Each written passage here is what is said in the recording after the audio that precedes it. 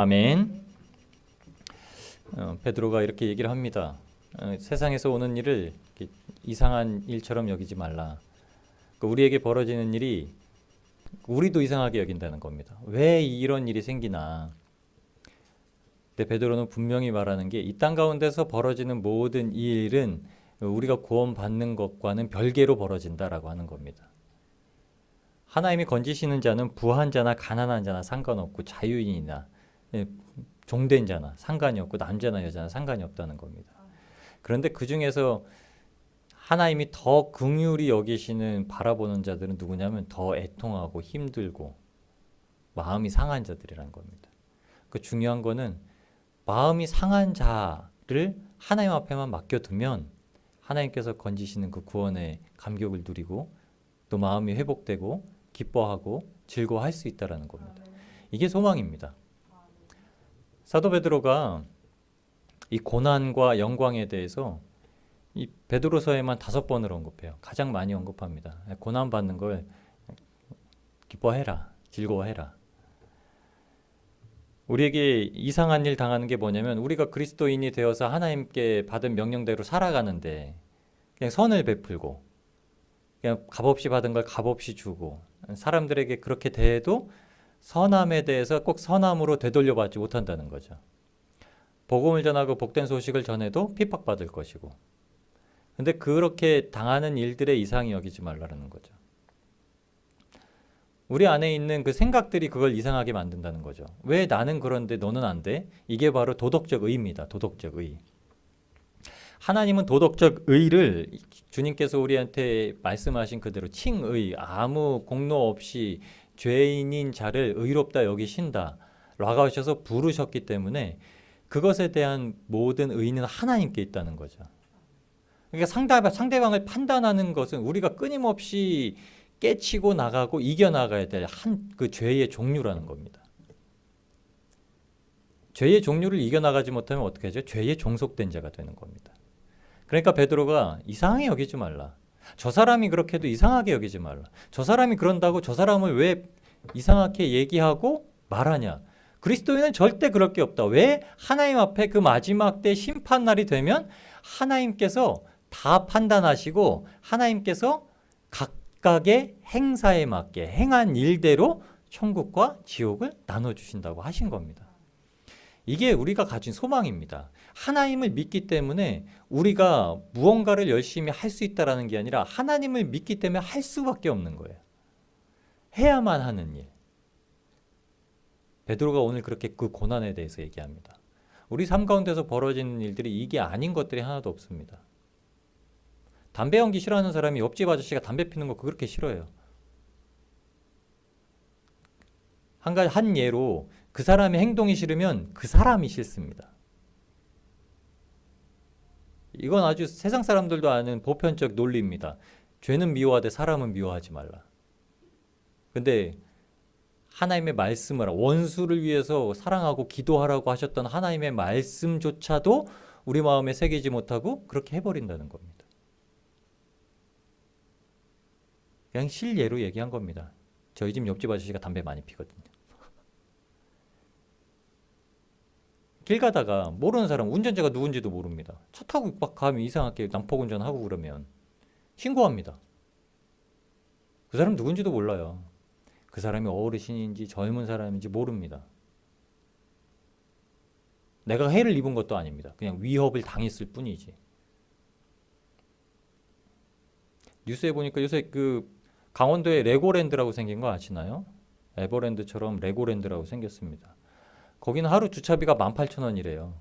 시간 주차도 없고 무조건 넣으면 그냥 18,000원 내야 됩니다. 애들 성화에 못 이겨서 부모님들이 애들 데리고 가잖아요. 울며 겨자 먹기로 주차비 18,000원 내야 되고 거기 하루 숙박하려면 비싼 방은 100만 원이래요. 애가 막 가고 싶다고 뗐으면 뭐 부모님이 어떻게 하겠어요. 안 가야 되는데 요새 부모님은 애 하나 나면 애한테 뭐 하죠? 전심전력 하죠. 전심전력하고 정신도 이상하고 그러죠. 뉴스가 떴더라고요. 100만 원 막 이렇게 떴더라고요. 주차비가 비싸니까 밖에다 쭉 일렬로 세웠는데 그거 주차 짝지를 다 붙였대요.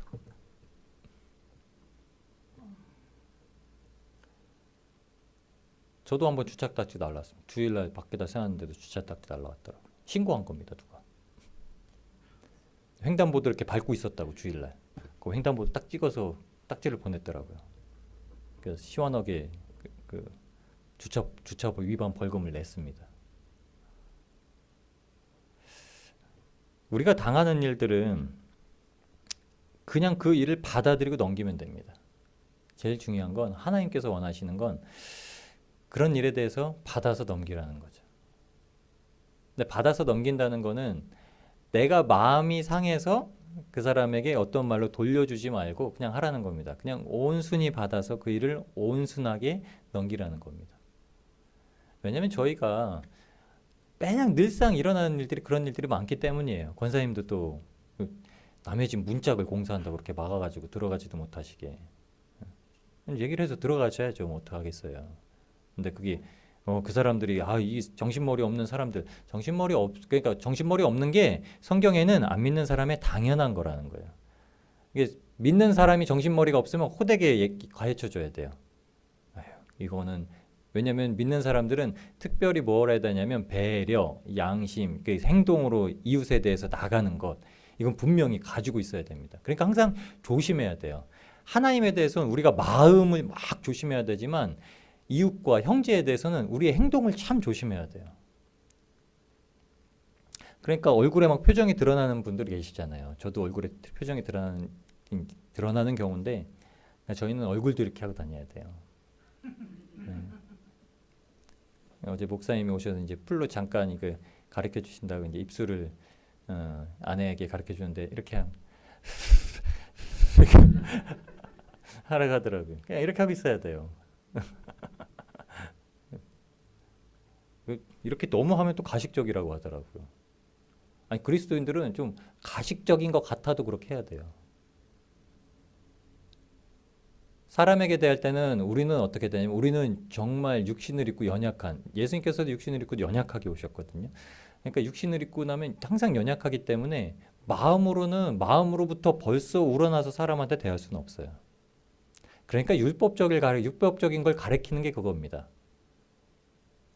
먼저 행하라고 하나님이 해놓으신 거예요. 먼저 행하라고 했는데 그 행동이 하나님을 향한 합당한 마음 가운데서 행하는 것인지 늘 점검하는 거죠. 그럼 내가 싫어하는 사람 보고 가식적으로 내가 너 때문에 살겠다 이렇게 하는 거에 진짜 막 마음 겉으로는 웃지만 속으로는 막 죽어난다라는 그런 게 아니라 내가 너 때문에 살겠네 하다가 나중에 진짜 내가 너 때문에 산다라고 되는 거죠. 살겠네. 이건 제가 알아요. 부정적인 의미라는 거야.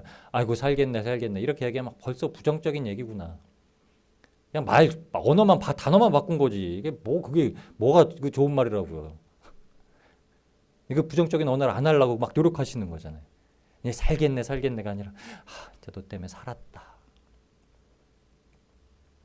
내가 너를 보고 내 죄를 봐서 너 때문에 진짜 내가 살았다. 아시죠? 그겁니다. 하나님은 그래서 예수님께서 하나님의 그 율법을 강화시켜서 말씀하신 게 미워하는 것조차도 마음을 점검해라라고 하신 겁니다. 베드로가 오늘 우리한테 말씀하는 그 고난이 그겁니다. 사랑하는 자들아 너희를 시련하려고 오는 우리를 연단하려고 오는 불시험이라는 겁니다. 태우는 일이라는 거예요. 그러니까 모든 일이 내 안에 있는 나를 막 보게끔 연단하려고 오는 일들이라는 거예요. 그러니까 그 사람이 나쁜 게 아니라 그 사람은 하나님의 도구로 귀하게 쓰이는 분이죠. 아까 귀하게 섬겨드려야 돼요. 음료수도 한 잔 갖다 드려야 되고. 네? 뺨을 그러니까 때리면 여기도 때려주세요 이러는 겁니다. 주님 굉장하시죠? 근데 그거를 예수님께서 뭐라고 말씀하시냐면 너희가 섬김을 받고자 하면 섬겨라. 누구한테 섬김을 받고자 하세요? 주님이 우리를 섬겨주신 겁니다. 사람한테 섬김받는 게 아닙니다. 주님이 우리를 섬기셔서 육신을 내어서 죽으시고 대신 죄를 속하셔서 우리를 천국에 데려가시는 겁니다. 그래서 주님이 이 땅에 무엇하러 오셨다고요? 섬김 받으려 한 게 아니라 섬기러 오셨다는 거예요. 주님은 누구한테 절대 섬김 받으시지 않으셨다는 거예요. 제자들이 주님을 따라다녔다고요?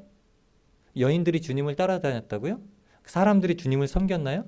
주님을 모시고 전대를 준비하고서 떡을 사가지고 주님께 식사 준비를 하고 숙소를 마련한 게 주님을 섬긴 일일까요? 아니요. 주님은 머리 놓을 곳이 없으셨다고 그랬어요.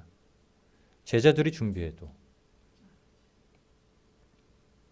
하물며 성전에 들어갈 때도 베드로가 성전에 들어갈 돈이 없는 거예요. 왜? 베드로는 전대 맡은 자가 아니거든요.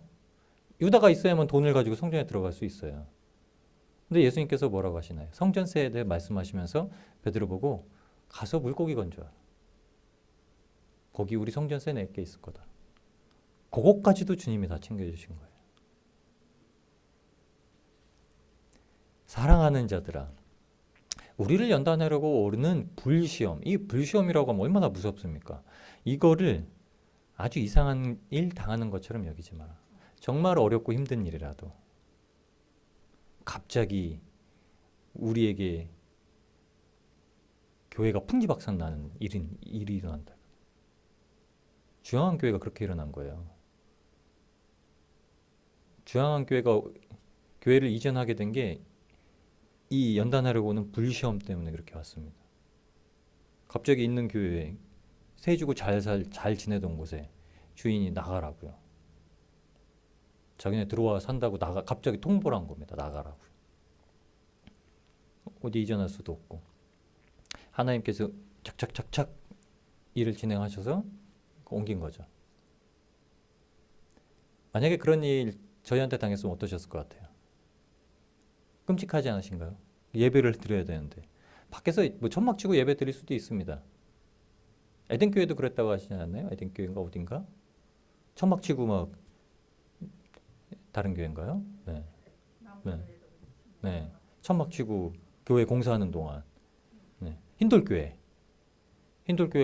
이제 교회 공사하는 동안 저 언덕에 텐트 치고 거기서 계속 더운 날에도 그냥 예배 드리고 단지 일순간의 수고로움일 뿐입니다. 그런 것들은. 그런데 그 일이 형통한 것을 보기까지 어떻게 되시죠? 마음이 얼마나 아프고 쓰린 일인지 아시죠? 이건 공동체에서 벌어지는 일입니다. 개인에게도 그런 일이 벌어집니다. 개인에게도 그런 일들이 벌어질 때 베드로는 이상한 일로 여기지 마라. 그것 때문에 애통합니다. 근데 이상하다고 여기지 마라. 왜 이런 일이 있어요? 왜 나만 겪는 아픔이냐고 그 말을 왜 하냐고라는 겁니다. 베드로가. 아니야, 너만 겪는 고통이 아니라 네가 특별히 겪는 거야 라는 겁니다. 네가 그리스도이니까 특별히 겪는 거야. 절대 이상하게 생각하지 마라고 얘기하는 겁니다. 이 말은 그냥 진짜 시련, 연단했다는 건 시험했다라는 말이에요. 이 시험했다는 말이 무슨 말이냐면 구약에 이스라엘 백성들이 광야에서 하나님에 대해서 쓴 말입니다. 마사와 무리바 아시죠?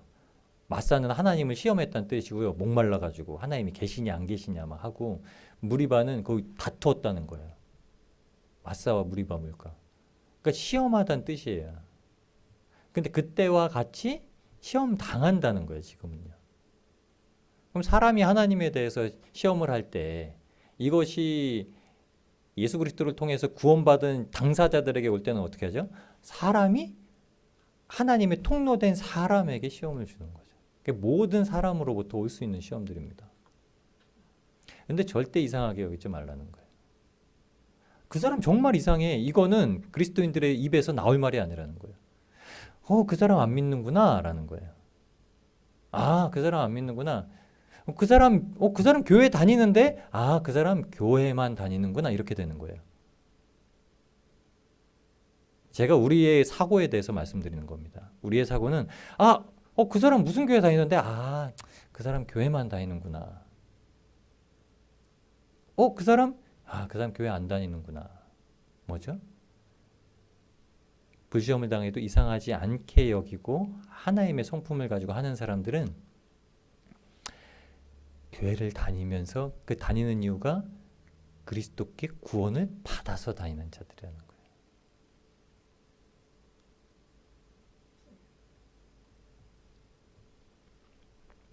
신명기 6장 15절에 하나님이 어떤 하나님이시냐 말씀하시니까 하나님은 질투하는 하나님. 그래서 마사에서 시험한 것 같이 하나님을 시험하지 말라고 했어요. 하나님 여호와께서는 명령하신 것 그리고 규례를 주신 것 이것을 지키고 정직하고 선량하게 살아가는 거 원하십니다. 이 하나님이 이스라엘 백성들에게 그렇게 원하신다고 주신 거예요. 이거 안 하면 질투하는 거야 라는 겁니다. 그러니까 베드로가 그런 말씀에 따라 사는 모습을 가지고 살아갈 때 어떤 일이 우리를 침략하더라도 우리의 영혼을 공격하더라도 절대 이상하게 여기지 말고 대응하자 라고 하면서 준 게 갑주를 입자라는 겁니다. 갑주를 입자. 베드로가 이 말을 그대로 쓰는 겁니다. 갑주를 입어서 나가자. 그때 비로소 6장 18절에 그 마지막 약속을 주시는 겁니다. 아름다운 땅에 들어가서 얻게 하신다는 거예요. 신기하죠? 이런 부류에 대해서 아름다운 땅에 들어가서 얻게 하신다는 겁니다. 그러니까 어떻게 하셨죠? 그 수많은 장정만 60만이었던 이스라엘 백성들이 40년을 지나서 가나안 땅에 들어갈 때는 그 60만 명 중에 광야에서 태어난 2세대를 제외하고는 단 2명만 남자 중엔 단 2명이죠. 여자와 아이들은 언급되지 않았습니다. 그 중에 몇 명이 들어갔는지. 하지만 60만 중에 2명이 들어갔다면 주님께서 정말 말씀하신 대로죠. 십자가의 길은 좁은 길이고 그 길이 어떤 곳이냐고요? 낙타가 바늘기 들어가는 것보다 힘든 길. 부자가 천국 가는 건 낙타가 바늘기보다 들어가는 것보다 힘든 길. 예수님께서는 단순하게 물질을 많이 가진 부자를 얘기한 게 아닙니다. 내 것을 많이 가지고 있는 내 마음속에 여전히 하나님께서 주시는 말씀이 심겨지지 못하고 내 생각과 내 뜻이 더 많은 부자들. 힘들다. 물질 많이 가지고 그러니까 부자 중에 부자가 천국에 못 들어간다라고 말씀하신 게 아니다라고 많이들 말씀하십니다.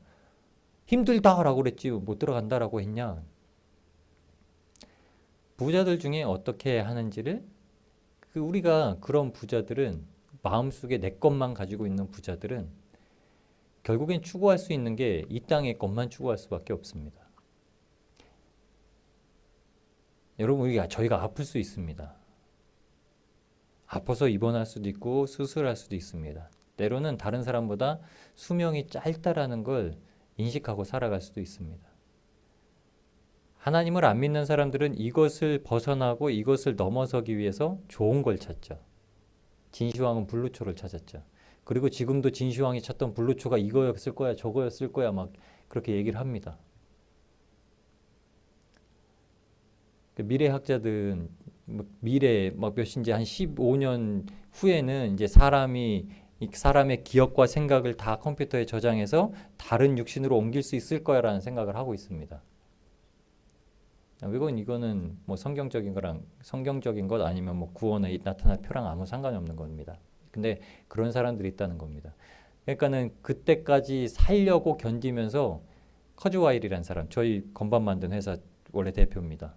커즈와일이라는 사람은 하루에 그 영양제 알약을 거의 200알 넘게 먹습니다. 일주일에 몇 번씩 수혈받고요. 건장한 남자의 피를 수혈받고 노력합니다.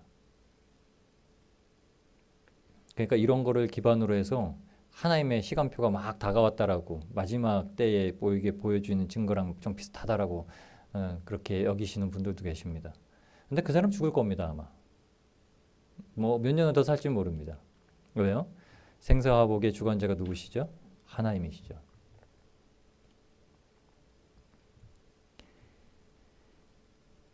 하나님께서는 우리와 상황, 자리, 그리고 일에서 건지셨다는 겁니다. 건지셨다는 거예요. 이미 건진받았다는 겁니다. 십자가에서 이루셨던 일, 십자가에서 성취하신 일은 그 당시에 2000년 당시에 제가 지금 살아가면서 주님을 믿지 못해서 죽어야 될 영혼과 여전히 공격받는 내 영혼을 넘어뜨리려고 하는 그 사탄의 공격 가운데서 보호하신 것 그 모든 것을 예수님께서 십자가에서 다 이루셨다는 겁니다. 이거 조금 아픈 일이 저에게 구원의 사건은 아닙니다. 만약에 우리의 삶에서.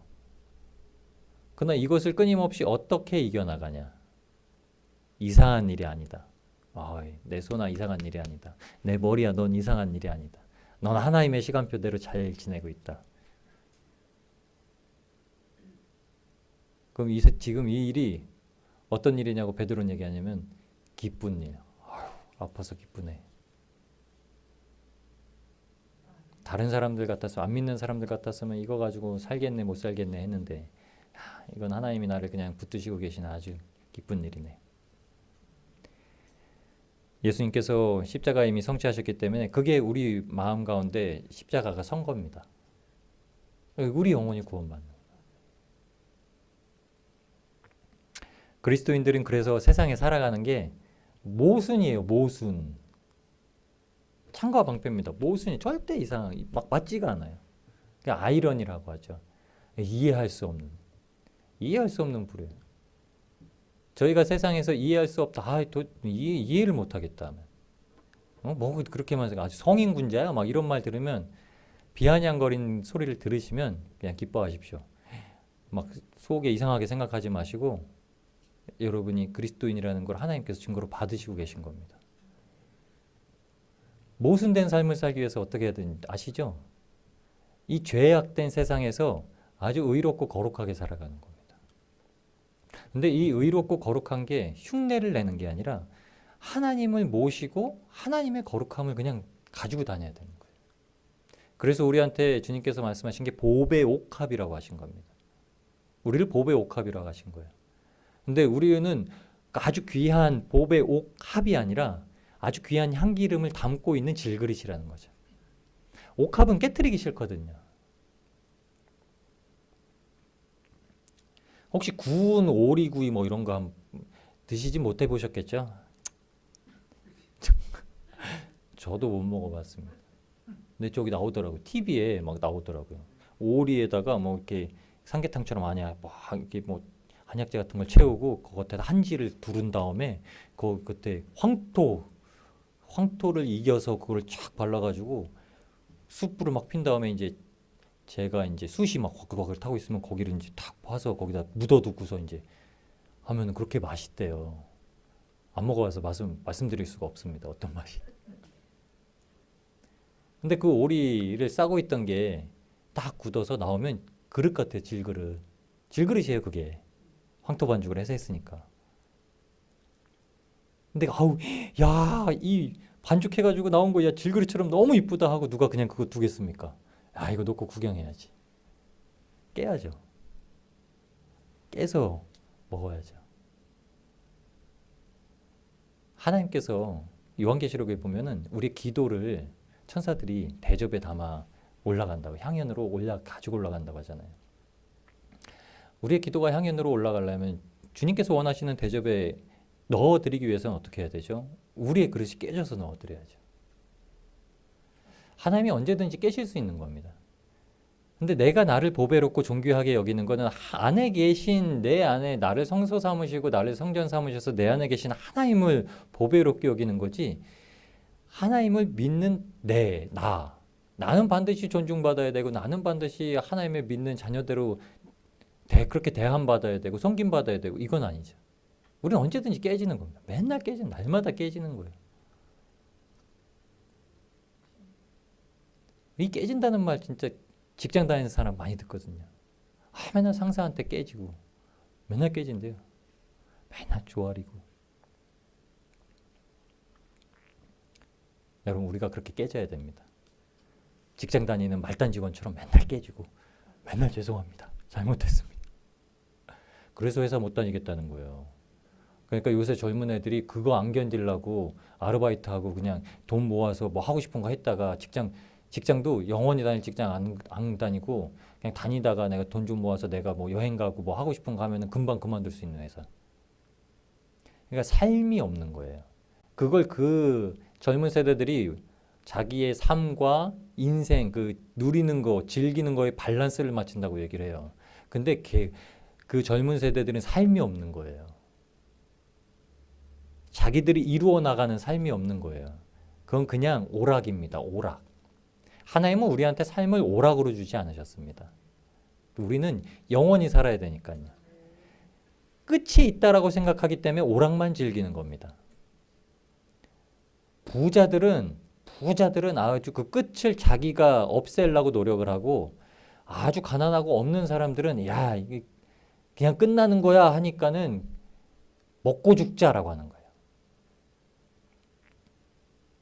그러니까 아끼면서 맛있는 것도 뭐 2달에 한 번만 그렇게 외식하고 사 먹고 아껴서 뭘 마련하고 기반을 마련하고 이런 게 안 하는 겁니다.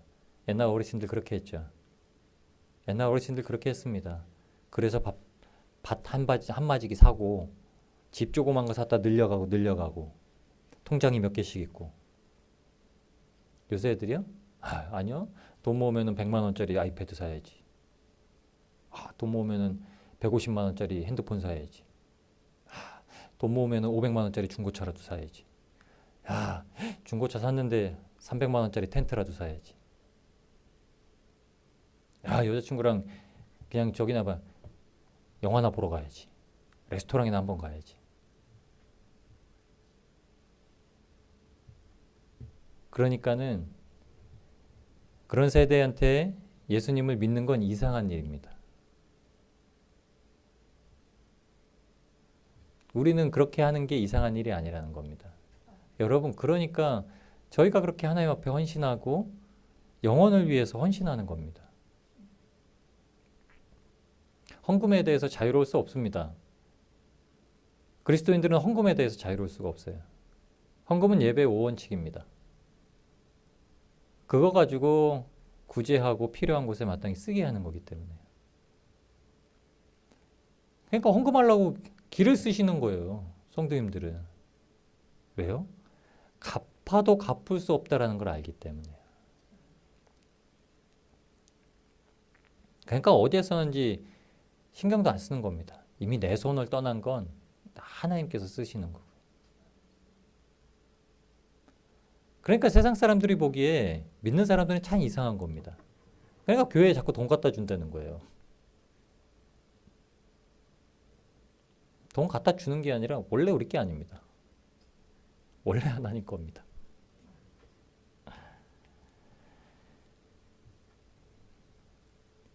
이 앞절에 10절에 보면은 사도 베드로는 이렇게 얘기합니다. 각각 은사를 받은 대로 선한 청지기 같이 봉사하라. 그리스도인들에게 오는 연단의 불시험은 신앙생활의 믿음을 견고하게 하는 도구일 뿐입니다. 우리가 청지기같이 열심히 섬기는 것과 불시험이 와서 우리를 넘어지게 하는 것은 아주 개연성이 없어요. 내가 열심히 했는데 뭐가 없어 라고 생각하면 개연성이 있죠. 시험이 오는 건. 하나님, 제가 이렇게 했는데 왜 이런 일이 벌어지나요? 저도 옛날에 그 생각했거든요. 하나님, 헌금도 드리고 금식도 하고 그러는데 왜 애가 안 생겨요? 근데 정말 아무 상관이 없는 거예요. 하나님께서 그 사랑을 주셨고 그 사랑을 받은 대로 행하라고 했기 때문에 나오는 행동들이죠. 그러니까 우리의 상황이 어떻게 벌어지는가 아무 상관이 없는 겁니다. 내가 하는 것과 상황이 어떻게 벌어지는가 전혀 아무 상관이 없는 것. 우리의 상황은 그렇게 나눠야 됩니다. 그래서 우리의 믿음은 우리의 삶에서 영향받는 것들과 아주 철저하게 나눠져야 됩니다. 기쁜 일이 생기면 그래서 하나님께 찬송하고, 슬픈 일이 오면 하나님께 기도하고, 그냥 그것일 뿐입니다. 그 어떤 것들이 연결되든 그건 다 하나님과 연결시켜 드리는 거죠. 그래서 우리가 하나님께 공급받는 힘으로 하는 겁니다. 베드로전서 4장 11절 말씀입니다. 그 앞절에 있는 11절 말씀입니다. 저희 한 목소리로 읽겠습니다. 만일 누가 말하려면 하나님의 말씀을 하는 것 같이 하고 누가 봉사하려면 하나님의 공급하시는 힘으로 하는 것 같이 하라. 이는 범사에 예수 그리스도로 말미암아 하나님이 영광을 받으시게 하려 함이니 그에게 영광과 권능이 세세에 무궁토록 있느니라. 아멘. 하나님께서는 그 받으실 영광을 위해서 준비하셨다는 겁니다. 우리가 특별하게 우리가 생성해서 우리가 스스로 만들어내서 하나님 앞에 드릴 수 있는 영광이 없는 거예요. 그러니까 어떻게 해요? 우리가 말로도 하나님 앞에 영광을 돌릴 수 있는데 그거는 하나님께서 우리에게 말씀하시는 것처럼, 하나님이 우리를 자녀 삼으시고 우리를 신부 삼으셨는데 우리를 그 하나님의 기업을 이을 상속자로 삼으셨는데 하나님이 우리에게 욕을 하십니까? 하나님이 우리에게 항상 질책을 하실까요? 안 그러시죠. 왜요? 하나님은 사랑이시라. 하나님이 어떤 말씀을 하시냐면 하나님은 항상 사랑의 언어를 하십니다. 예수님께서 그래서 항상 사랑의 언어를 두신 거예요. 그럼 그 말씀 우리가 얘기하는 걸 어떻게 해요? 하나님이 사랑하시는 것처럼 우리가 말도 그렇게 하고 누가 봉사하려면 하나님이 공급하시는 힘으로 내가 할 수 있는 열심을 넘어서 봉사를 하려면 그렇게 하는 겁니다. 하나님, 이제 제가 봉사합니다. 하나님이 힘 주셔야 제가 합니다. 하나님의 힘에 빠지면 각색이 이제 드러나는 겁니다.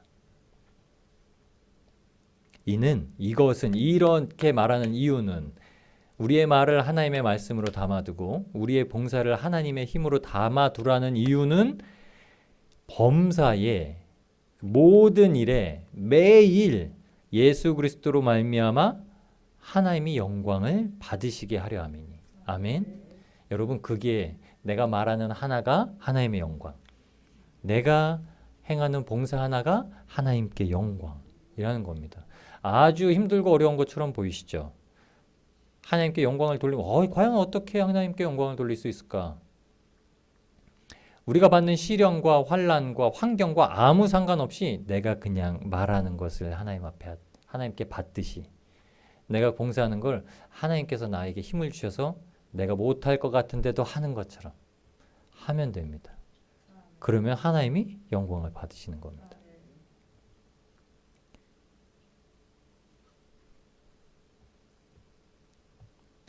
베드로후서의 1장에 보면 이 말씀 베드로후서 5장 말씀을 마치고 나서 하나님에 대해서 어떻게 나아가야 되는지 얘기를 합니다. 베드로후서 1장 4절에 보시면 후반절에 이렇게 써 있습니다. 정욕을 인하여 세상에서 썩어질 것을 피하는 이유는 피하여 신의 성품에 참여하는 자가 되게 하려 하셨으니 5절에 이러므로 너희가 더욱 힘써 너희 믿음에 무엇을요? 덕을요? 덕에 무엇을요? 지식을요? 지식에 무엇을요? 절제를요? 절제에 인내를, 인내에 경건을, 경건에 형제의 우애를, 형제의 우애에 사랑을 공급하라. 아멘. 하나님께서 공급하시는 힘이 아주 이렇게 쭉쭉쭉쭉 쌓이는 신기한 능력입니다. 하나님의 힘은요. 생명과 경건에 속한 것입니다. 하나님의 능력은요.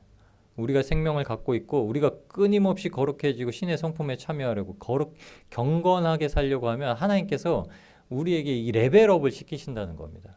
쌓고 또 쌓으신다는 거예요. 하나님께서는 우리에게 더 나은 것을 사모하게 하십니다. 고린도전서 12장 말절에 12장 31절에 12장의 은사를 싹 말씀하시면서 하시는 말씀이 너희는 더욱 큰 은사를 사모하라. 은사라는 건 우리가 하는 예언 이런 거는 다 그냥 선물이라는 뜻입니다. 선물. 하나님께서 주시는 거라는 거예요. 방언도 하나님께서 주시는 거고 예언도 하나님께서 주시는 거고 가르치는 것도 하나님께서 주시는 거고 그러니까 사모해야 주신다는 거죠. 근데 더욱 큰 은사를 사모하라. 제일 좋은 길을 너희에게 보이리라 라고 말씀했습니다. 그리고 고린도전서 13장에 이제 사랑장이 나오죠. 그 마지막에 그 중에 제일은 사랑이라. 하나님께서 주시는 선물의 최고봉은 사랑이라는 거죠. 사도 베드로가 베드로후서 1장 7절에 마지막에 말한 게 이겁니다. 형제 우애를 넘어서 마지막 최종적으로 쌓아주시는 게 뭐라고요? 사랑.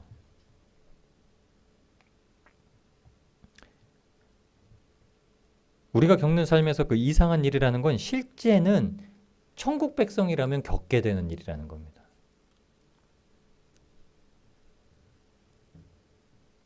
그러므로라 이런 뜻은 이러한 확실한 이유로 하나님의 능력이 생명과 경건에 있다는 아주 확실한 이유로 믿음을 받았다면 그 믿음에다가 덕을 보충해라 막 이런 거예요.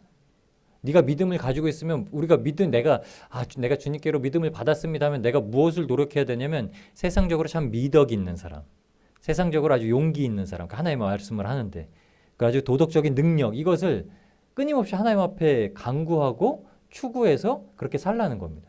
미덕이 좀 쌓였잖아요. 미덕이 좀 쌓였으면 거기에다가 또 하나를 더 해야 됩니다. 덕에다가 지식을 쌓아야 돼요. 지식은 뭐 말씀 보는 거, 말씀 계속 봅니다. 말씀을 깨우치는 거예요. 성령의 조명을 받는 겁니다. 내가 말씀을 읽었다고 말씀을 다 이해하는 건 아니에요. 그런데 늘 성령님한테 그 말씀에 의도하는 바가 무엇입니까? 주님 제 삶에서 어떻게 하나님을 섬기며 살아갈 수 있는지 알려주시옵소서. 이거를 쌓는 겁니다. 내가 행동으로만 그렇게 했다면 내 행동이 과연 말씀에 빗대어서 하나님의 말씀대로 행해지고 있는 것인지 늘 조명을 받는 겁니다. 이것도 쌓는 겁니다. 내가 이제 하나님 앞에 봉사하고 하나님의 힘으로 봉사하기 시작했다면 말씀에 의거해서 봉사를 하는 거죠. 내 힘으로만 하는 게 아니라 왜 하나님께서 공급하신 힘으로 하는 거니까요.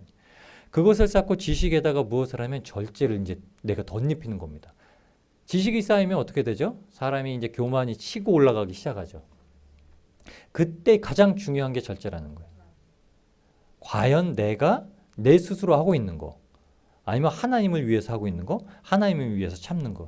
이게 오늘 베드로 사도가 베드로서 4장 저희 본문에 말한 겁니다. 이상한 일 여기지 않고 하게 하는 거. 세상 사람들이 정말 이상하게 여겨지는 거. 세상 사람들이 이상하게 여기는 건 어떤 모습인지 아시죠? 바보처럼 생각하는 거죠. 고린도전서 1장에 하시는 말씀처럼요. 전도에 미련한 것으로. 그러니까 전도를 할 때는 어떤 모습이요? 전도지 버린다고 화를 내고서 이거 왜 버리냐고 거기서 싸우는 모습이요? 예수님 믿으라고 안 믿으면 예수님 왜 안 믿냐고 멱살 잡고 지옥 간다고 그러면 이렇게 하는 모습이요? 절대 그런 모습이 없죠. 그런 모습은 세상 사람들이 이상히 여기지 않는 모습입니다. 세상 사람들이 지금 교회에 그 모습이 당연하다고 생각하는 모습이에요. 돈 때문에 싸우고 이런 게 교회에 당연하다는 모습이에요. 세상 사람들이 이상하다고 여겨야 됩니다. 교회 다니는 사람들은. 저 사람 왜 저렇게 미련해? 저 사람 왜 저렇게 멍청해 보여? 저 사람 왜 저렇게 이상해? 맨날 예수 믿고 천국 가라고 교회 다니냐고 물어봐. 그걸 하기 위해서 그런 모진 핍박과 고난과 때로는 욕받는 것을 위해서 뭘 써야 되냐면 절제를 써야 돼요. 거기서 막 참는 거죠. 내 행동에 대해서 다시 보고. 그리고 절대에다가 인내를 쌓습니다. 인내를. 그러니까 그게 터지지 않도록 끝까지 주님 오실 때까지 막을 수 있는 게 필요하다는 거죠. 이게 바로 확신입니다. 주님에 대한 확신. 이게 소망을 나타내는 거예요. 그리고 인내에다가 경건을 더하라고 그러죠. 이게 우리 삶의 전반을 이제 만들어가는 겁니다. 경건까지 오면 우리 삶의 전반을 이미 이 말씀이 만들어간 겁니다. 그러니까 경건에다가 뭘요? 형제 우애를, 이웃 사랑을 두라는 겁니다. 그러니까 이웃 사랑까지 다 됐으면 이제 마지막 한 가지, 마음으로 양심을 하나님께 두는 사랑을 더하라. 하나님 사랑까지 이어지는 거예요. 아주 엄청난 말입니다. 여러분 믿음으로 가지고 있으면 우리가 세상 사람들 책 많이 읽고 자기 개발하죠. 컴퓨터도 배우고 저도 다 배웠는데 남는 게 없더라고요. 저도 도배도 배웠고 조경도 배웠고 안 써먹으니까요. 말씀밖에 관심이 없어서 아직 부족하니까 말씀만 보는데 차근차근 신앙인들에게는 하나님께서 끊임없이 개발하게 하십니다. 이거를 영성을 쌓는다고 합니다.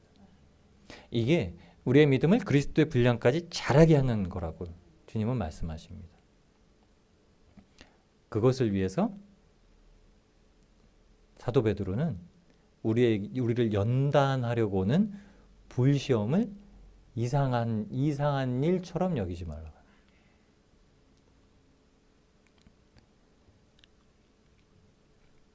그래서 우리가 이 땅 가운데 예수님의 이름 때문에 치욕당하는 일이 있는 게 정말 기쁘고 즐거운 일이라는 걸 알게 된다는 겁니다. 진짜 그래서 기쁘고 즐거운 일입니다.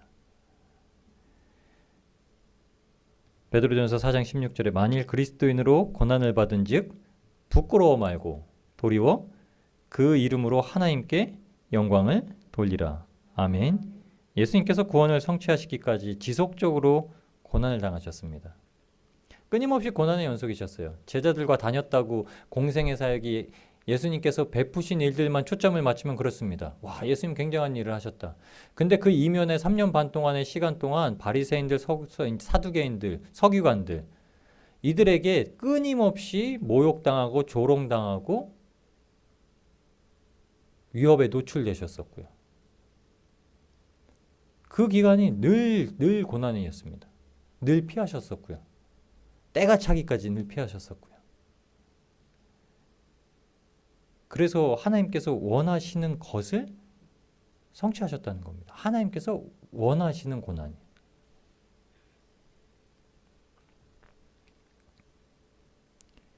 우리의 신앙생활은 복음에 순종하는 삶이 되어야 됩니다. 예수님의 고난이 하나님의 뜻에 대한 순종이셨기 때문에 우리의 고난도 예수님의 십자가에 대한 순종입니다. 그래서 사도 바울이 갈라디아서에 고백한 겁니다. 내가 그리스도와 함께 십자가에 못 박혀 죽었나니.